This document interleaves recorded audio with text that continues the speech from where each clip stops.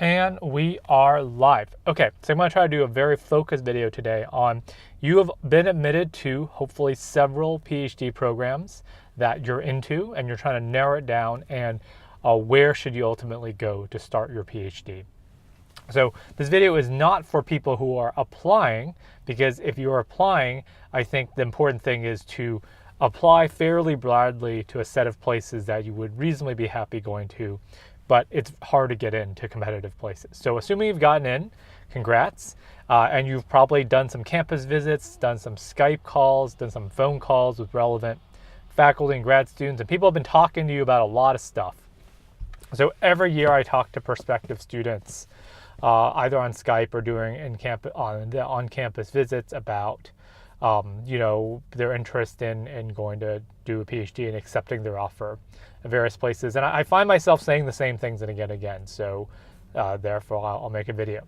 So first of all, I won't repeat a lot of really good advice other people have written about. So I'll try to link to some blog posts down in the description. But I'm going to try to cover 3 points that I haven't really seen other people talk about that much. So hopefully this adds some new information. But I would definitely read online and search online for what people have talked about. I think a lot of that advice is really, really good. Okay, 3 things. Number 1 is think about how important location is to you, physical location, and prioritize that. So I think all else being equal or almost equal at several places, pick the one where the location is most favorable to you, either in terms of region or in terms of either you want to be in a bigger city or a smaller area, in terms of part of the country, maybe going to a different country and stuff. Because I think that people, before they start their PhD, they overestimate how well they can predict how things go. So you don't know how well you'll work with your potential advisor. You don't know if you're going to switch advisors. You don't know how well you would get along with certain groups of people here and there, but you do know that once you go to a place, you're pretty much stuck there for 5, 6, 7 years or so, unless you leave your PhD program. So it is very rare for people to switch PhD programs midstream. It's extremely rare. It does happen in special cases, but it's rare because it's especially rare to try to be able to get into somewhere else that's just as competitive, because probably people are not going to want to admit someone who is trying to leave a current PhD program, because it's a signal that something didn't work out. So you're bound to that location either throughout the duration of your PhD, or if you decide to leave, that's fine as well. Some people don't care about location, some people care more about it, but I would just say, just think about how much you care about that, because that's the only thing you can't change. University campuses are more or less similar, right? They have the similar kinds of things. They have similar sorts of amenities and stuff, but physical location is something you can't change. So really, really think about that. Again, some people might not care as much about that, but if you do, don't be afraid to pick a place that's better located for you, even if you have to maybe give up something else that you think might or might not be important. I think that this is a factor to consider. Okay, so number 1 is location.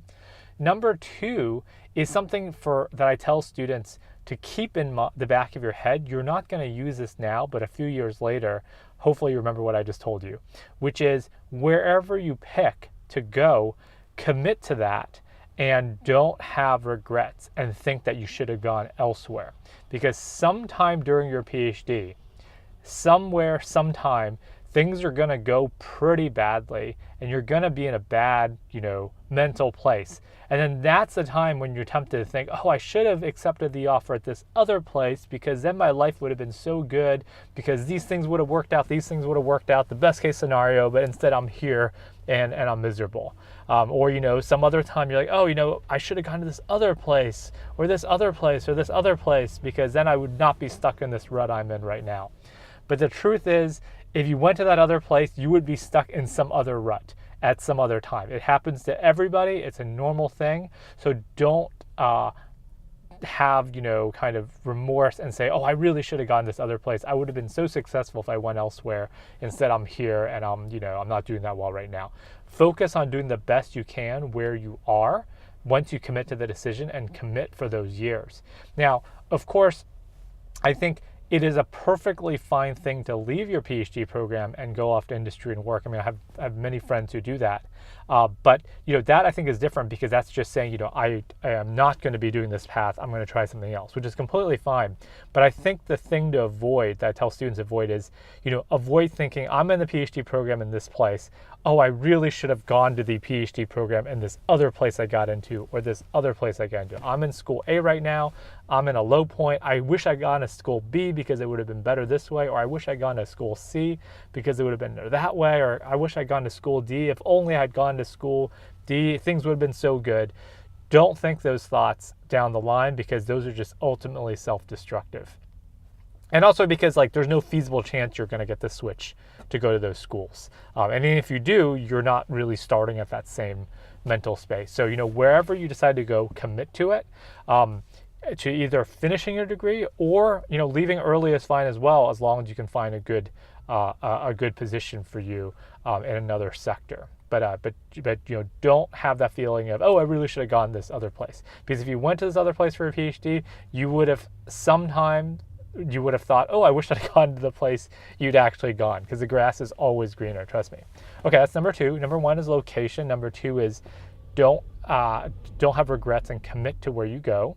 And number 3 is talk to the other people who are visiting graduate programs the same time you are. So many schools we would invite people to do either interviews on campus, or after they've been admitted, to kind of do campus visit weekend, just to kind of talk to faculty and students and kind of get, find their way around campus and see if it's a good fit for them.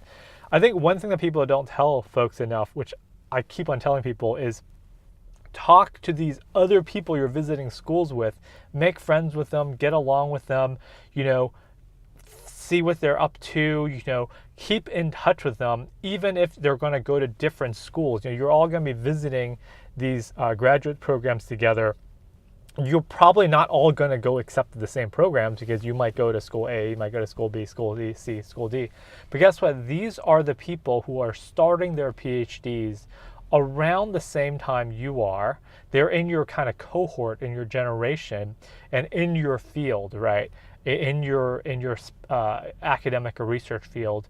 Those people are going to be literally, I say this literally, they are you, and they are the future of your research field. You really are, because by definition, these are the students who are starting their PhD in 2018, 2019, whatever year.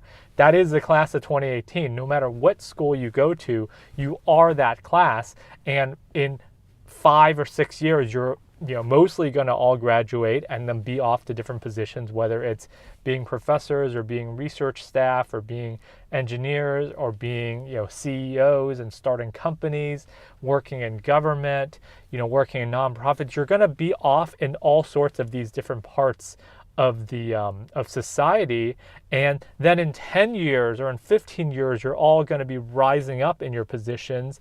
In 20 years and 25 years, guess what? You are the field. The field is you. So very literally, the people you're talking to now, you're all about to start your PhD. You're all just students, but you literally are the future of the field. So really get to know your fellow students. I think that even if they work in somewhat different areas as you, because I think that is just, that's, first of all, it's fun, because that's your cohort, right? And second of all, in time, those are the people who are going to be doing really interesting things and pushing your field forward. I mean, again, I want to emphasize this point more. It sounds kind of silly and obvious, but it's true. It's you are all the future of your field by definition, because who is going to be doing that work, that legwork to move your field forward? It's going to be your generation. It's, looking around to your left and right, it's going to be people around you. So it has nothing to do with where you go to school, but it has to do with just getting to know your cohort. And in a way, my conclusion here, as I'm nearing 10 minutes, is that, for the most part, as long as you're picking between reasonably good choices for your research area and your field, I think it doesn't matter a ton exactly where you go.